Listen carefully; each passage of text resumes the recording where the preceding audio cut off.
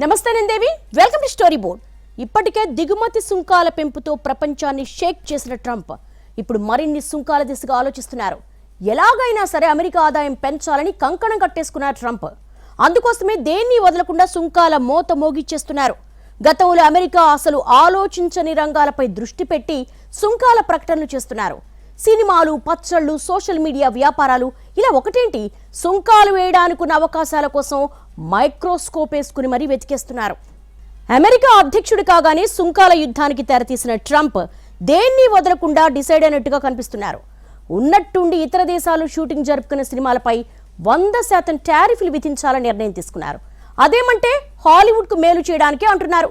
కానీ ట్రంప్ నిర్ణయం సమస్యకు పరిష్కారం చూపదన్న వాదన వినిపిస్తోంది. ప్రతీకార సుంకాల పేరుతో ప్రపంచ వాణిజ్యాన్ని కుదిపేసిన ట్రంప్ ఇప్పుడు సినిమాలను టార్గెట్ చేశారు. ఇతర దేశాల్లో షూటింగ్లు జరుపుకుని అమెరికాలో రిలీజ్ అయ్యే సినిమాలపై 100% పన్నులు వేస్తామని ప్రకటించారు. దీనికి ట్రంప్ హాలీవుడ్కు పూర్వ వైభవం తేవడానికి కారణంగా చూపిస్తున్నారు. కొంతకాలంగా హాలీవుడ్ అంతరించిపోతోందని, ఇతర దేశాలు అమెరికా సినిమాల్ని అక్కడకు ఆకర్షించడానికి ప్రోత్సాహకాలిస్తున్నాయని ట్రంప్ చెబుతున్నారు. ఇది జాతీయ భద్రతకు ముప్పుగా పరిణమించిందని ఆరోపిస్తున్నారు. అమెరికాలో మళ్లీ సినిమాల షూటింగ్లు జరగాలనేది తమ కోరికంటున్నారు ట్రంప్.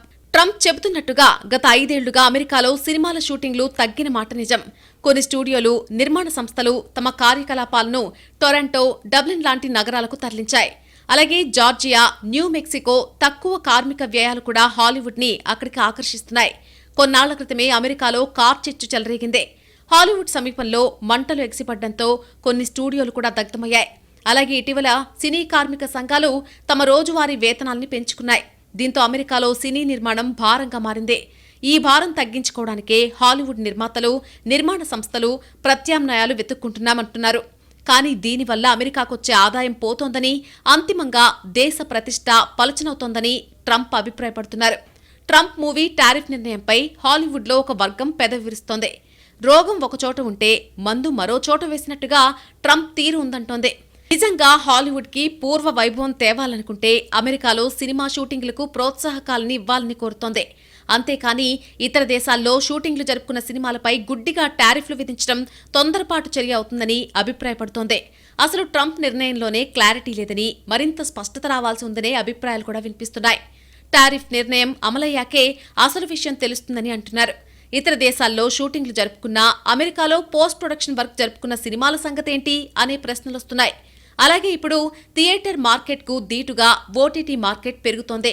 మరి ఓటీటీలో రిలీజ్ అయ్యే సినిమాలకు కూడా టారిఫ్ వర్తిస్తుందా లేదా అనేది తేలాల్సి ఉంది. ఒకవేళ ఓటీటీలకు టారిఫ్ వర్తిస్తే మాత్రం నెట్ఫ్లిక్స్, అమెజాన్ ప్రైమ్ లాంటి ఓటీటీ కంపెనీలు ఇతర దేశాల్లో షూటింగ్ జరుపుకున్న సినిమాలను ప్రదర్శించలేరు. అప్పుడు ఓటీటీ మార్కెట్ ఏమైపోతుందనే అంశం మరొకటి కీలకమైంది. దీంతో ట్రంప్ టారిఫ్ అంశాన్ని ఓటీటీలు జాగ్రత్తగా గమనిస్తున్నాయి. నిజానికి సినిమాలకు సరిహద్దులు చెరిగిపోయి చాలా కాలమైందే. ఇప్పుడంతా గ్లోబల్ సినిమా ట్రెండ్ నడుస్తోంది. హాలీవుడ్ సినిమాలు కూడా చాలా వరకు భాగస్వామ్యాల మీద నిర్మితమవుతున్నాయి. ఇందులో ఇతర దేశాల కంపెనీలు, నిర్మాణ సంస్థలకు షేర్ ఉంటుంది. అలాంటి సినిమాల్ని ఏం చేస్తారనేది కూడా తేలాల్సి ఉంది. సినిమాను మేధో సంపత్తిగా చూసే దృక్కోణం మార్చుకుని దాన్నొక వ్యాపార వస్తువుగా పరిగణించాలని ట్రంప్ నిర్ణయం తీసుకున్నారు. హాలీవుడ్కి కొన్ని అంతర్గత సమస్యల కారణంగా షూటింగ్లు ఇతర దేశాల్లో జరుగుతున్నాయే తప్ప ఇప్పటికీ అమెరికాలో టాప్ 50 గ్రాసర్లు హాలీవుడ్ సినిమాలని చెబుతున్నాయి అక్కడి మార్కెట్ వర్గాలు. ట్రంప్ నిర్ణయం కఠినంగా అమలైతే సినిమా టికెట్ ధరలు పెరగడంతో పాటు అమెరికా ప్రేక్షకులు తక్కువ సినిమాలతో సరిపెట్టుకోవాల్సి రావచ్చనే ఆందోళన కూడా కనిపిస్తోంది. ఈ విషయంపై ట్రంప్తో చర్చలు జరపాలని హాలీవుడ్లో ఒక వర్గం వాదిస్తుంటే అలా చేసిన ఫలితం ఉండకపోవచ్చని మరొక వర్గం అంటోంది. సినిమాలపై టారిఫ్ నిర్ణయానికి ముందు తాను చాలా పరిశోధన చేశానని ట్రంప్ ఇప్పటికే చెప్పారు. ట్రంప్కు గతంలో సినిమా నిర్మాణంలో పాలు పంచుకున్న అనుభవం ఉంది. దీనికి తోడు హాలీవుడ్లో ఉన్న తన పరిచయస్తులతో కూడా ట్రంప్ చర్చించారనే అభిప్రాయాలున్నాయి. దీన్ని బట్టి ఏదో ఆషామాషీగా వచ్చిన నిర్ణయం కాదని తేలిపోయింది. అయితే వాణిజ్య మంత్రిత్వ శాఖ సినిమాలపై టారిఫ్కు సంబంధించి మార్గదర్శకాలు విడుదల చేస్తేనే చాలా ప్రశ్నలకు సమాధానాలు దొరికే అవకాశం ఉంది. అప్పటి వరకు సినీ పరిశ్రమలో కొంత అయోమయం తప్పదంటున్నారు. ఇక్కడ మరొక అంశం కూడా ప్రశ్నార్థకంగానే ఉంది. ట్రంప్ టారిఫ్ కేవలం సినిమాలకే పరిమితం చేస్తారా, టీవీ షోలకు కూడా వర్తింపజేస్తారా అనేది చూడాలి.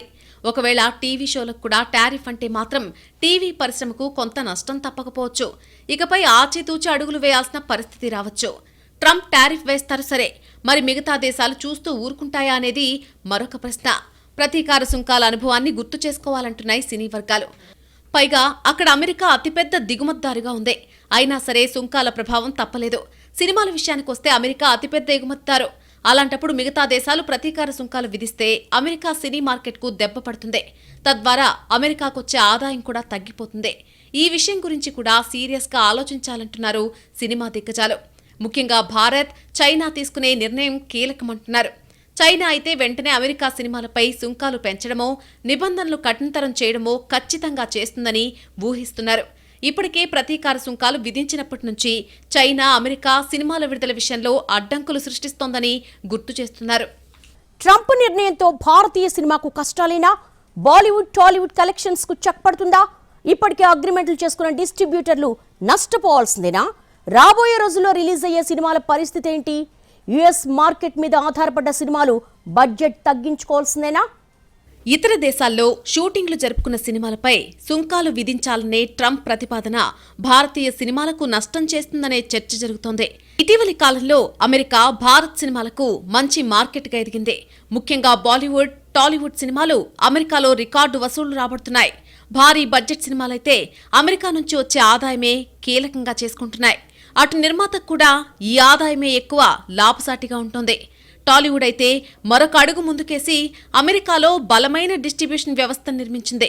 దీంతో ఒక మాదిరిగా ఆడిన సినిమాలకు కూడా పర్వాలేదనేలా డబ్బొస్తోంది. అలాగే అమెరికాలో స్క్రీన్లకు ఇబ్బంది లేకుండా ఉంటోంది. ఆ అవకాశాలన్నీ ఇప్పుడు ట్రంప్ టారిఫ్లతో పోతాయనే ఆందోళన కనిపిస్తోంది. అటు బాలీవుడ్, ఇటు టాలీవుడ్లో ట్రంప్ టారిఫ్ గుబులు రేపుతోంది. ఉదాహరణకి 1 కోటి రూపాయలు పెట్టి డిస్ట్రిబ్యూటర్ కొంటే గతంలో ట్యాక్స్ ఉండేది కాదు. ఆ కోటి పైన వచ్చేది ఆదాయంగా ఉండేది డిస్ట్రిబ్యూటర్కి. ఇప్పుడు 2 కోట్ల పైన రావాల్సి ఉంటుంది. కోటి పెట్టి సినిమా కొంటే 100% టారిఫ్లు కడితే 2 కోట్ల దాకా ఓవరాల్గా అతను ఖర్చు పెట్టాల్సి వస్తుంది. ఆ పైన వచ్చేదే అతనికి ఆదాయం. కాబట్టి ఇది చాలా ఇబ్బందికరమైన వాస్తవం. డిస్ట్రిబ్యూటర్లు కానీ లేకపోతే ప్రొడ్యూసర్లు కూడా వాటిని అమ్ముకుంటారు. డిస్ట్రిబ్యూటర్లకి ఇది ఇబ్బందికరమైనటువంటి పరిస్థితిగా ఉంటుంది. అమెరికాలో గతంలో భారతీయ సినిమాలకు పెద్దగా మార్కెట్ ఉండేది కాదు. కానీ బాహుబలి తర్వాత పరిస్థితి పూర్తిగా మారిపోయింది. ఏటా మనకు మార్కెట్ పెరుగుతూ వచ్చింది. ఒక దశలో హాలీవుడ్ సినిమాలతో పోటీపడి ఇండియన్ సినిమాలు అమెరికా థియేటర్స్లో వసూళ్లను రాబట్టాయి. అమెరికాలో కొన్ని ఏరియాలు ఇండియన్ సినిమాకు బాగా సపోర్ట్ చేస్తున్నాయి. భారతీయ సినిమాలకు ఎన్ఆర్ఐలతో పాటు అమెరికన్లు కూడా డిస్ట్రిబ్యూటర్లుగా ముందుకొస్తున్న పరిస్థితి ఉంది. కొన్నేళ్లుగా అమెరికా మార్కెట్ దన్ను చూసుకునే మన సినిమాల బడ్జెట్లు పెంచేశారనే వాదన కూడా లేకపోలేదు. కొన్ని సినిమాలకైతే మన దగ్గర కంటే అమెరికాలోనే ఎక్కువ వసూళ్లొచ్చాయి. కొన్ని టాలీవుడ్ సినిమాలు కూడా ఇక్కడ ఫ్లాప్ అయి అమెరికాలో హిట్ అయ్యాయి. ఏదో రకంగా రెవెన్యూ రికవరీ కావడం నిర్మాతలకు హ్యాపీగానే ఉండేది. కానీ ఇప్పుడు ఉన్నట్టుండి ట్రంప్ పిడుగులాంటి వార్త చెప్పడంతో ఇక ముందు ఏం చేయాలా అనే ఆలోచనలు సాగుతున్నాయి. నా ఉద్దేశం ప్రకారం 2 రకాలుగా వేయాలి. ఒకటి, ట్రాన్సాక్షన్ మీద, ఇక్కడ మనం కొన్న దాని మీద పన్ను వేస్తారా లేకపోతే టికెట్ మీద వేస్తారా అన్నది. టికెట్ మీద కనుక వేస్తే అక్కడ ఫుట్ ఫాల్ బాగా తగ్గిపోయే అవకాశం ఉంటుంది. ఆ తగ్గిపోయే అవకాశం ఉంటే మనకెంత నష్టమో అమెరికన్ గవర్నమెంట్కి కూడా అంతే నష్టం ఉంటుంది. అదే ట్రాన్సాక్షన్ మీద వేస్తే ఇక్కడ మనం ఎంత కొంటున్నామో దాని మీద 100% పన్ను వేస్తారు. ఒకవేళ అలా పన్ను వేసినా అల్టిమేట్గా డిస్ట్రిబ్యూటర్ ఎలాగోలాగా ఆ అమౌంట్ని రికవర్ చేసుకోవాలి. కాబట్టి మన ప్రైస్ని కూడా తగ్గించే అవకాశం ఉంది. సో ఈ 2లో ఏ విధానంలో వాళ్ళు వెళ్తారన్నది ఇంకా క్లారిటీ లేదు. సినిమా వ్యాపారంలో లాభాలు తక్కువేనని చెబుతూ ఉంటారు. అమెరికా డిస్ట్రిబ్యూటర్లకు కూడా భారీగా లాభాలు రావని, తక్కువ మొత్తంలోనే ఉంటాయనే అభిప్రాయాలున్నాయి. అలాంటిది ఇప్పటిదాకా ₹1 కోటి పెట్టుబడితో సినిమాను డిస్ట్రిబ్యూట్ చేసే వాళ్లకు మరో ₹1 కోటి పన్ను కట్టాలంటే కష్టమే. కొంతమంది అసలు డిస్ట్రిబ్యూషన్ తీసుకోవడానికే విముఖత చూపే అవకాశాలు ఉన్నాయి. అప్పుడే మన సినిమాలకు అమెరికాలో మార్కెట్ తగ్గిపోయి ఆదాయం కోసుకుపోతుంది. తద్వారా సినిమాల బడ్జెట్లు కూడా తగ్గించుకోవాల్సి వస్తుందని అంచనా. బడ్జెట్లు తగ్గితే నాణ్యత విషయంలో రాజీ పడాల్సి వస్తుందని, కొత్త ప్రయోగాలు చేయడానికి నిర్మాతలు వెనకాడతారనే చర్చ జరుగుతోంది. గతేడాది బాలీవుడ్ సినిమాలు పఠాన్, జవాన్ దగ్గర నుంచి మన తెలుగు సినిమా పుష్ప దాకా అమెరికాలో మంచి వసూళ్లు రాబట్టాయి. భారత్ నుంచి వచ్చే పెద్ద సినిమాలకు ఇక్కడ 1000 స్క్రీన్ల దాకా కేటాయిస్తున్నారని చెబుతున్నారు. ఇంత బిజినెస్ జరుగుతున్నా తమకు వచ్చే ఆదాయం నామమాత్రంగానే ఉంటుందని అమెరికా ఆలోచించుండొచ్చు. ఎందుకంటే మన సినిమాలపై అమెరికాలో పన్ను నామమాత్రమే. కేవలం కొన్ని రాష్ట్రాల్లోనే గరిష్టంగా 7% వరకు ఉంది. కానీ వచ్చే కలెక్షన్లతో పోలిస్తే ఇదేమంత ఎక్కువ కాదు. అలాగని ఒకేసారి 100% టారిఫ్ అంటే సినిమాలు రిలీజ్ చేయడానికే భయపడే పరిస్థితి వస్తుందని చెబుతున్నారు. సాధారణంగా ఇండియన్ సినిమాలు అమెరికాలో షూటింగ్ జరుపుకునేది చాలా తక్కువ. ఇప్పటి వరకు ఉన్న ట్యాక్స్ స్ట్రక్చర్ ప్రకారం నిర్మాతలకు ప్రాఫిట్ ఉండేది. కానీ ఇప్పుడు 100% పన్ను అంటే అక్కడ రిలీజ్ ఖర్చులు కూడా రావేమోనన్న ఆందోళన ఉంటుంది. ఇది భారతీయ సినిమాకు గట్టి దెబ్బే అవుతుంది. ఇప్పటికే సమస్యల్లో ఉన్న సినిమాలు మరింతగా ఇబ్బందుల్లో పడతాయి. ఇప్పటి వరకు అక్కడ వచ్చినటువంటి షేర్లో కనీసం సగం నిర్మాత అకౌంట్లో పడేది. ఇక ముందు అందులో కూడా అత్యధిక మొత్తం అమెరికా ప్రభుత్వ అకౌంట్లో ట్యాక్స్ రూపంలో పడిపోతుంది. నిర్మాతకు అతి చిన్న మొత్తమే మిగలబోతోంది. ఈ పన్నుల కారణంగా ఎక్కువగా నష్టపోయేది ముఖ్యంగా భారతీయ సినిమా, ముఖ్యంగా టాలీవుడ్. అమెరికాలో ఉన్నటువంటి తెలుగువారి సంఖ్య పెరగడంతో టాలీవుడ్కు అక్కడ ఆదరణ పెరిగింది.